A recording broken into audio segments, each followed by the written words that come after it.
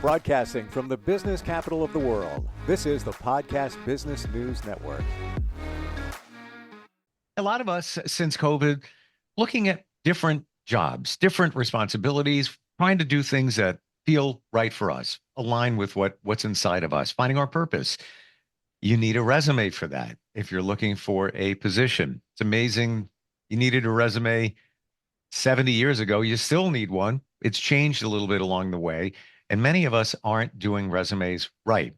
You need an expert for that, somebody that just doesn't do resumes, but also is a resource for your career, right down to the job interview. And we're going to talk with him today about that process and the importance of doing a resume right. His company is careerdevelopmentresource.com. Mark Berkowitz is back with us. Hey, Mark, how are you? Really great. Glad to be with you. Great to have you back here and pick up our conversation. We talked about resumes previously.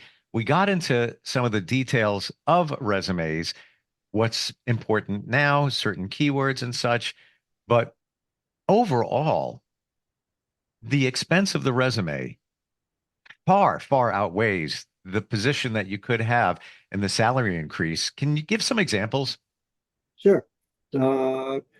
Let's see. A while back, did a resume for middle-aged woman, receptionist, administrative assistant, and her comment as we began the process was, "Jeepers, do you think anybody even be willing to pay me like $20,000?" And this is probably about year 2000 or so. Uh, Heard from her a couple of weeks later, wound up telling me that her salary was $40,000. One really specialized case had a gal that specifically wanted to get a secretarial job at a college or university. Why that? Because her master's degree would be free, and when her husband finished his associate's degree, his bachelor's degree would be 50% off. Okay, it was Monday night, gave her the completed resume. The following Monday, I met her husband's brother-in-law. So this was a referral. Mm-hmm. Gee, did you hear about Janine's new job? What? Okay. So this is like 8 days later, which means I gave her the resume on a Monday night. Interview had to happen somewhere between Wednesday and Friday. And by that Monday, she was starting her new job again. So it worked for her really, really quickly.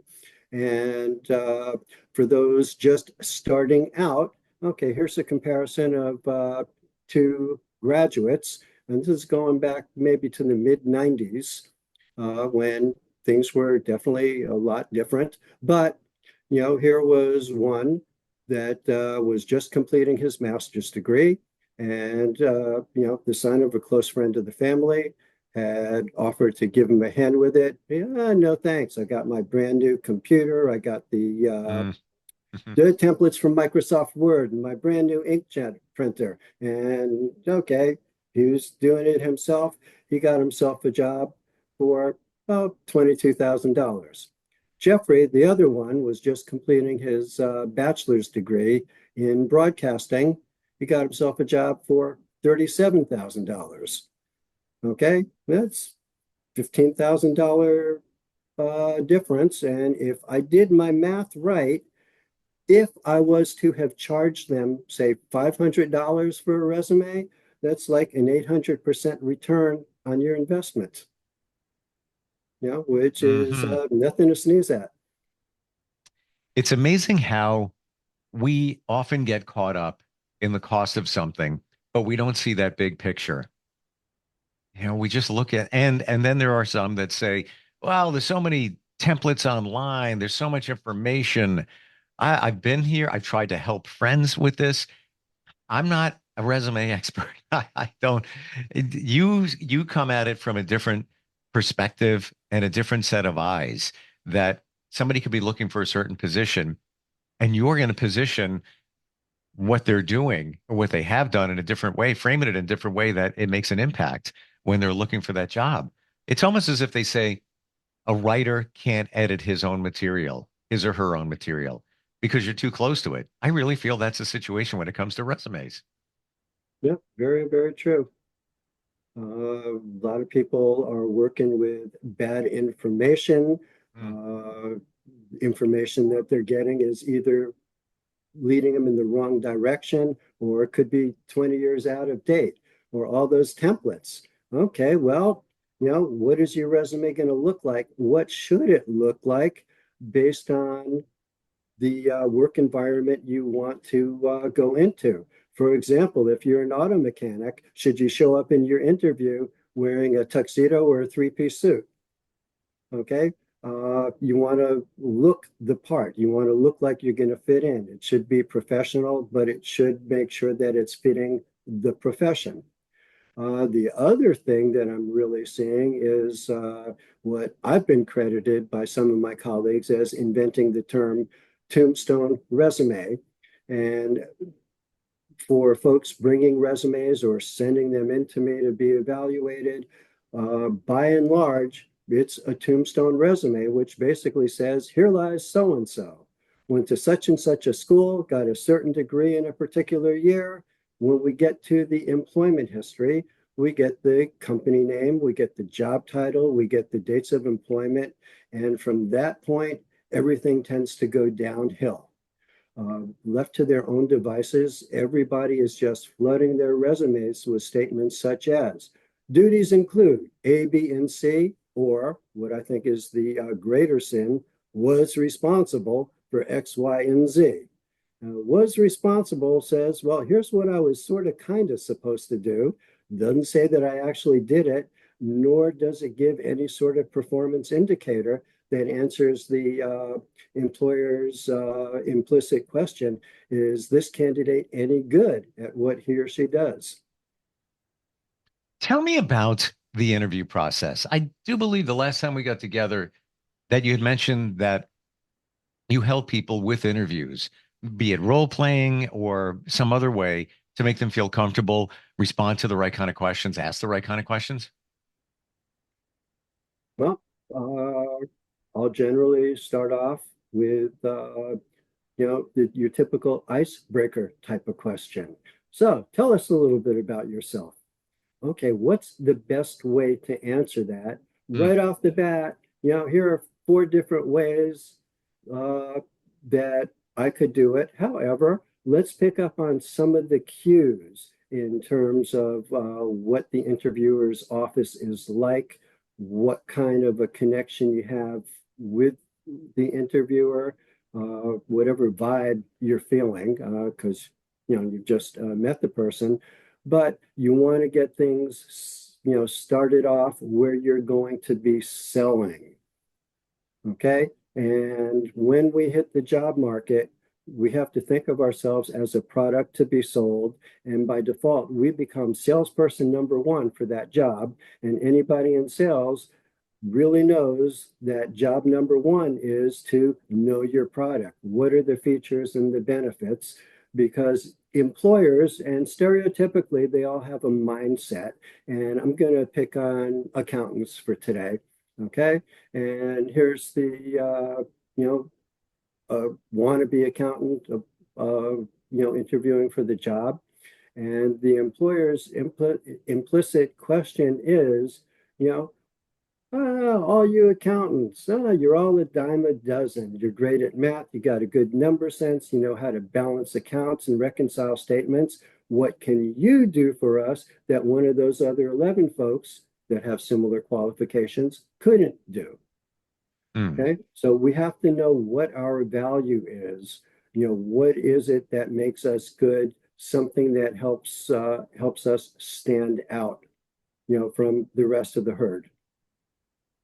How about some of the hypothetical questions? Let's say this happened. How would you handle it? Um, Dangerous territory there. And every situation is different. We'd have to get specific with a hypothetical situation. But what's your first thought on those type of questions? Well, they're looking to be able to make a judgment. So above all, we want to make sure that we're professional. We've got good information, and they probably want to see, how well you can think on your feet. as far as solving it. However, it gets back to what's the vibe of the room. On the interviewer's desk, is there, piled up printouts from spreadsheets? Or are there family photos? Is this a person with their shirt sleeves rolled up?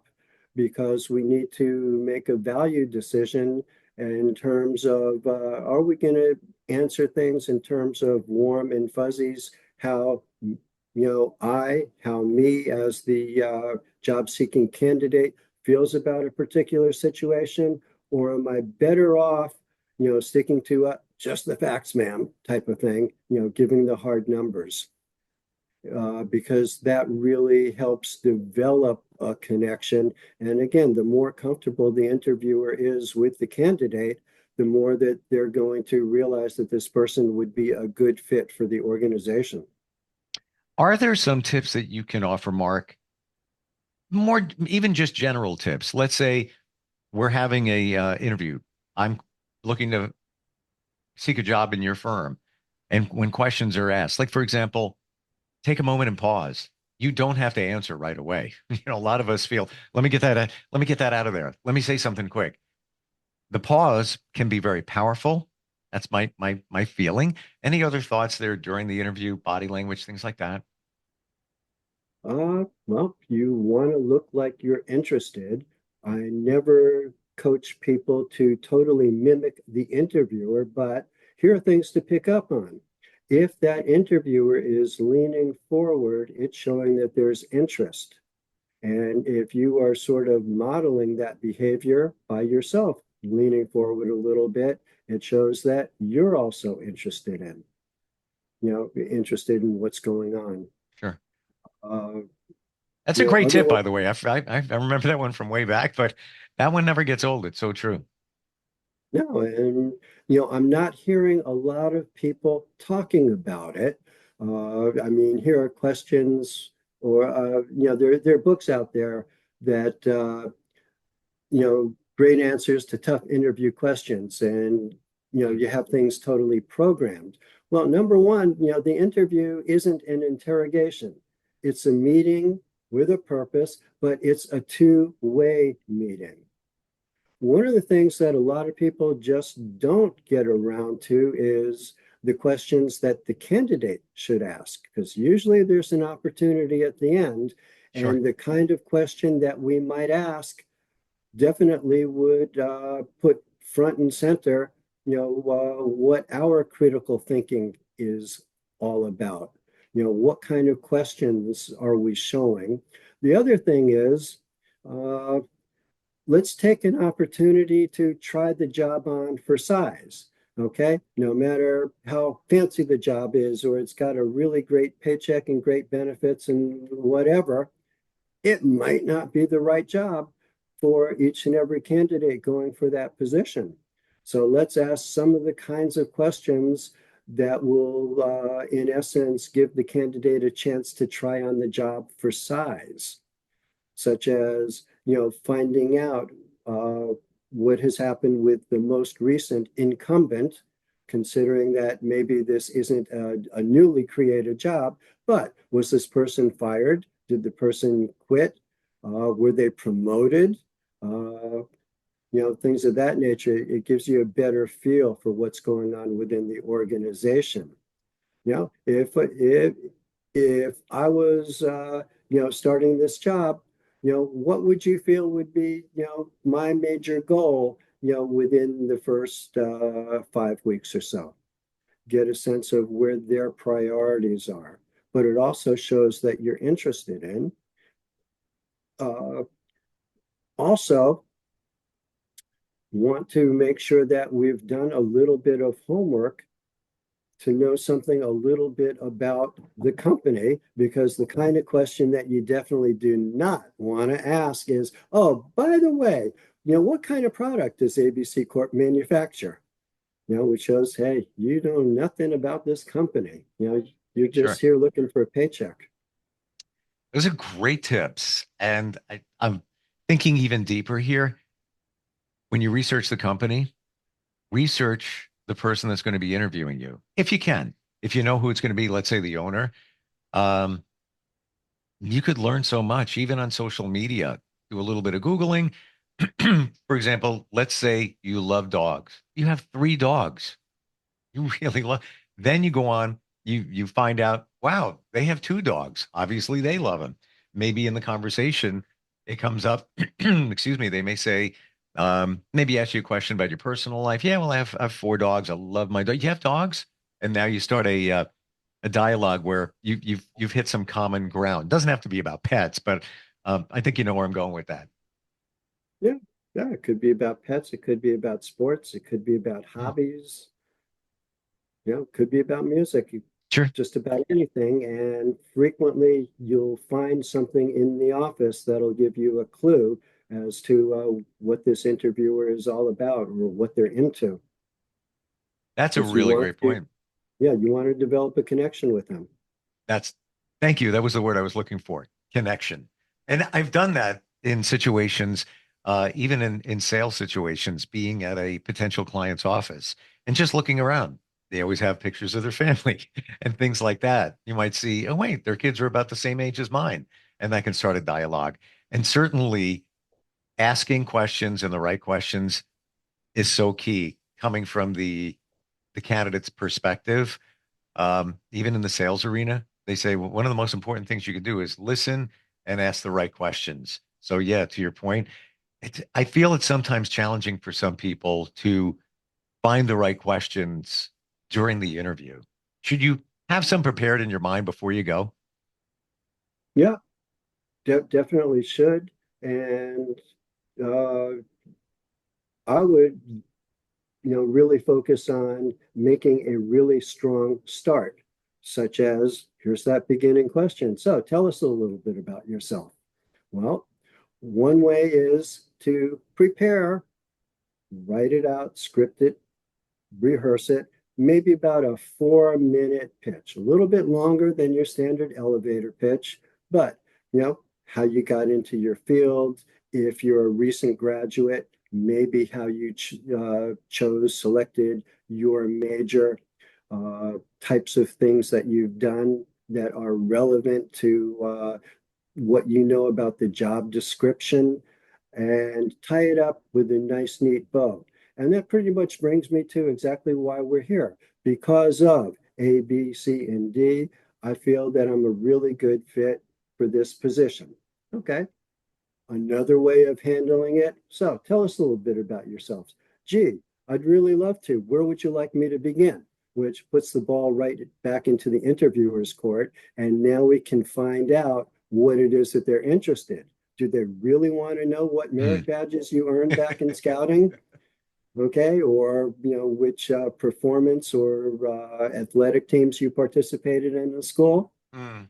Or, well, within my work history, I've done a little bit of this, a little bit of that, a little bit of the other thing. Which of these would you like to hear about in more detail right now? That's a great way to position it because now you put it back on them. Now you have a reference point. And you already knew what you were going to be doing, and you know what the key selling points are, because anytime that you are telling a story, guess who the hero of that story is? And hero, yeah, is definitely an appropriate word. Have a former colleague that taught women's studies at City College in New York City, who very frequently say, but they're only heroes. After all, heroin is an illicit drug. Hmm. There's so much to consider, but you don't want to be completely planned and scripted. Um, any other thoughts? You're in the interview right now. Other things in terms of body language, maybe things that we missed. What do you think? Well, definitely look interested. Have some questions prepared. Uh, Pick up on, verbal cues, body language cues, and these are all things that can be learned fairly quickly Sure. and fairly easily. But above all, make sure that we are selling. Okay, what's the benefit of having me on your team? You know, how do we have instances where we've thought out of the box? Young woman that I worked with a number of years ago had herself a part-time job in an upscale ice cream shop, and up power outage in that little strip mall. Well, she was really quick to call a number of people and be able to take some of these I don't know, 10-gallon tubs of upscale ice cream and get them into residential uh, freezers. Otherwise, the Wow. owner probably would have lost tens of $1,000s worth of stuff. Now, what does that have to do with being an accountant or a marketing job or what have you? But, here's the crisis, fast thinking, solved Mm. it, and, as happy an ending as could have been expected. How about breathing? It's so minimized, but taking those deep breaths to just center yourself and relax. I know especially if it's a amazing job, great salary. You don't want to blow it, but you could by having anxiety, which is normal, but just taking, a deep breath, maybe three deep breaths to kind of center yourself. Thoughts on that? Yeah. Number one is recognize that it's a two-way meeting rather than an interrogation. And they're going to want to sell the job to the candidate just as much as the candidate wants to sell Mm. himself or herself to the interviewer. So right there, it's more of an even footing rather than the interviewer has all the power. And when they ask, I have to answer, okay? Because it really isn't an interrogation. And when we learn that, we're now more with the even playing field. It definitely helps to be more relaxed. Sometimes I find that I almost have to fill the role of what I see as an acting coach. Mm. Okay. Oh, do you remember when you told me that your cat Fluffy died? How upset you were? Well, in this next scene, I want to see that same kind of crocodile tears. Had a candidate that was just finishing her master's in social work, had been doing an internship working with hospitalized kids of school age. And okay, we get into a little bit of prep for her interview. So tell me a little bit about yourself. Well, I just graduated with my MSW from such and such a school, but I've been spending most of my time working in the family restaurant. And I mean, you could see the body language just totally sagging. Yeah. Yeah. Okay. So I had to get into a whole thing. Okay. You've been working with these kids. What happens if you don't get the job? Well, somebody else is going to get that job. Do you think that they're going to care as much about these kids as you do? And no, they probably won't because they don't know them. They've just met them. And it was based on the fact that the kids were going to miss out on having her there working with them that gave her the motivation to sell herself. Because let's face it, some of us just really have not been born, with a selling bone or a bragging bone in the body. Mm. And we Very have to true. teach people the strategies how to do it. Yes. Uh, Yeah. and we have to get rid of what usually comes from mom, that it's not polite to brag. It's rude to pat yourself on the back. It's impolite to toot your own horn. But if we don't do it for ourselves, who's going to do it for us? And I look at the resume as being a blueprint for the interview because I want to have particular things on there, such as credited by regional manager for the ability to consistently, whatever, uh, work with the type enhancements to make certain things jump off the literally the page. hit the reader in the eyeball, because I pretty much want to lead the interviewer by the nose into asking the kinds of questions that give my client the opportunity to brag about things, in which case, we already know that this question is coming, we're prepared for it. But, to make sure that they're able to sell, that we have taken something that went well and either quantified it, support it with the numbers, or qualified it. Okay? Well, how do you qualify something? The fact that somebody likes the job that you did. So you were commended for something. You got an attaboy, pat on the back type of thing for doing, whatever that might have been. We can do that without, using names, in which case you need permission, to have that person's name on your resume, but just refer to them based on their job title. Every piece of advice you have is worth times 10. It's so important, right down to not just the resume, but the interview. So valuable. You've only get one chance at some of these jobs. You want to make the right impression and do it right. The website, careerdevelopmentresource.com. Start that conversation. Mark, you know your stuff. You really do. Decades of experience, so many jobs that you help people get. Even just these interview tips, it's bringing back memories, and I'm learning so much here. And I totally appreciate you being on the show today. No, glad to have been here, and hope people were listening, because each and every one of these tips is definitely worth it. Again, as we said, many of us look at the financial part of having a resume created, job counseling and all of that.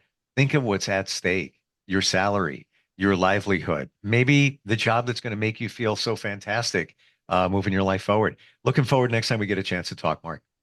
Okay. Looking forward to seeing you soon. We'll be right back. Are you looking for even more of the podcasts and hosts that you love? The Podcast Business News Network is proud to announce that you now have even more ways to listen live. Check out the MyTuner Radio, online radio box, and Simple Radio apps on iOS and Android, or find us online. Search for Business News Network on mytuner-radio.com, or search Podcast Business News Network on streama.com and onlineradiobox.com/US. Take your podcast on the go and don't miss a minute of the action.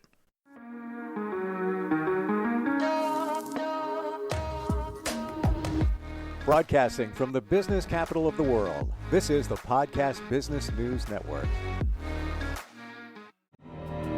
For nearly 2,000 severely injured veterans, everyday life has become filled with barriers.